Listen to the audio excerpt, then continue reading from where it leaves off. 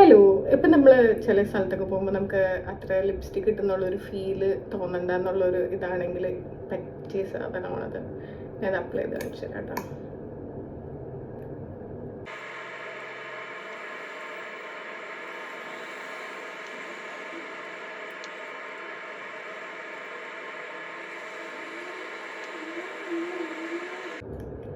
ഇത് കണ്ടാരും പേടിക്കണ്ട.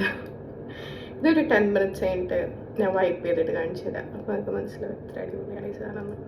പിന്നെ 10 minutes കഴിഞ്ഞിട്ട് ഒരു കോട്ടൺ പാഡിൽ ജസ്റ്റ് ഇത്തിരി വെള്ളമാക്കിയിട്ട് അത് തുടച്ച് കളഞ്ഞാൽ മതിയേ.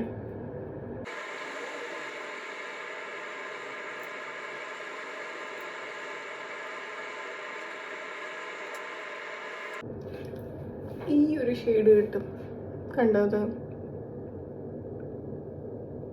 ലിപ്സ് കുറച്ച് ഡ്രൈ ആയിരിക്കും. അപ്പോൾ ഇതിങ്ങനെ മാറ്റായിട്ട് വേണ്ടവർ ഈ ഒരു ഇതിൽ നിർത്താം. ചിലർക്ക് കുറച്ചുകൂടി ഗ്ലോസി ആയിട്ട് അല്ലെങ്കിൽ ജസ്റ്റ് ലിപ്പ് ബാം കിട്ടുന്നുള്ളൊരു ഫീലാണെങ്കിൽ ഒരു ലിപ്പ് ബാം കൂടി അപ്ലൈ ചെയ്യാം.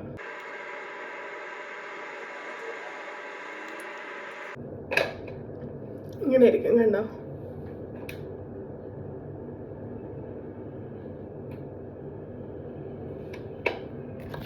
ക്ലോസ് ആയിട്ട് കാണിച്ചു തരാം.